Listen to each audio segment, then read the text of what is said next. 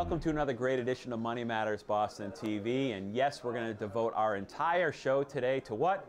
Social Security. That's right. It's going to be a great program. We have Keith Ellis and Matthew Peck from SHP Financial. We're going to talk about this great guide that we're giving away, as well as how to maximize your Social Security payments to get the most out of those dollars as humanly possible. But first, let's get right down to business. Joining me is the Regional Communications Director of Social Security, Steve Richardson. Thanks for coming out tonight. I got a lot of questions for you. You ready? I'm ready. Thanks very much for having me. Oh, you're welcome. Well, I know when it comes to Social Security, there are always a million questions, and we've had you on our radio show before, and what I loved is the initiative Social Security is taking to get people on the web. Can you tell our viewers right now where they can find at least how to get onto Social Security on the internet first? Yeah, I'll start with it. I'll just say socialsecurity.gov, www.socialsecurity.gov. I think when you think and look at the internet, you know, we're a large organization. Yeah.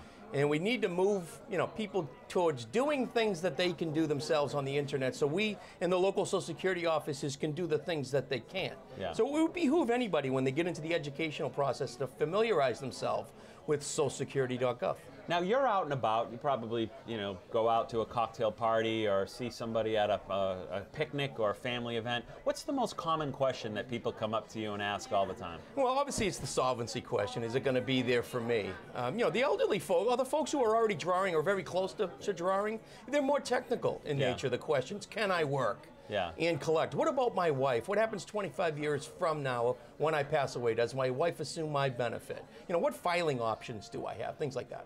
And when it comes to answering them, I mean, how do you make a prediction in the future? I mean, really, I guess everybody is wondering, is Social Security going to be around? Look, I'm 40 years old. I know I look 30, but I'm 40, believe it or not. What is Social Security going to look like for me when I'm 60, 65? You know, am I going to be taking it at 75? Or, you know, what's your prediction? Yeah, this is really the question. I mean, it's inappropriate for agency spokespersons to come out and speak about the future, because at the end of the day, Congress decides. Yeah. These are statutory regulations that we have. What I would argue, however, is that individuals should take a history lesson for themselves.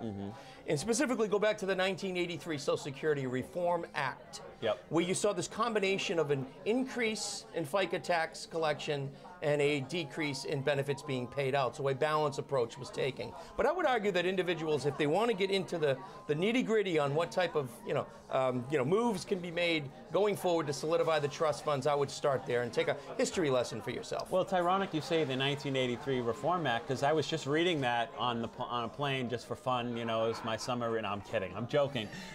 I just wonder how, you know, a lot of people just expect it to get a check on a certain day, and you know, they put it towards their bills. A lot of people don't even, you know, probably don't know the first bit of information when it comes to Social Security, as they would about Medicare, or as they would about you know, any other sort of government program. And I'm careful not to call it an entitlement, because it's not an entitlement, right?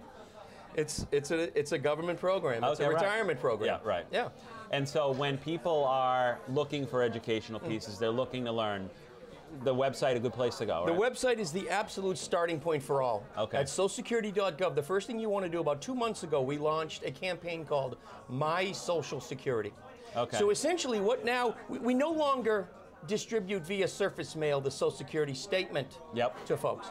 So they've got to get online and pull down their Social Security statement. So that's the starting point. Yep. So you get on the My Social Security link off of socialsecurity.gov, and you establish yourself with qualifying information and individual information. You'll be submitted a PIN and a password, and you'll be able to pull down and look at your Social Security statement. That's where you start.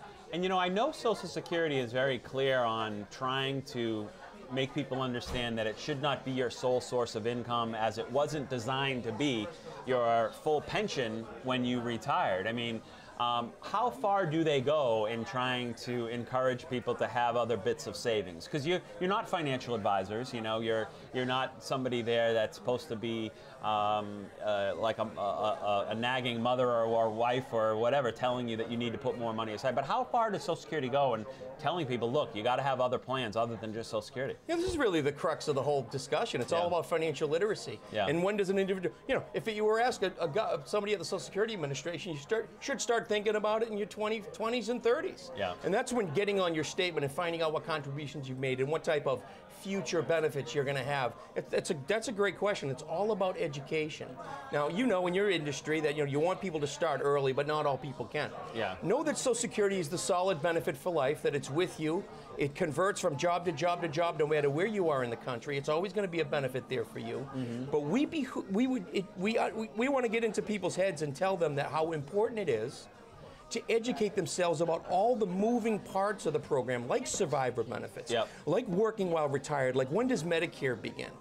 And start on the website and doing it, but educate yourself. It's just as important as any other financial planning educational tool that you would use. Incorporate Social Security into that learning process. Well, we have Steve Richardson, the Regional Communications Director from Social Security. Why don't we do this? We'll take a break. We'll come back. I want to ask you some commonly asked questions that I get about Social Security, and maybe we'll put you in the hot seat. We'll grill you a little bit and see how you can do. We'll take a break. We'll be right back with more in just a minute.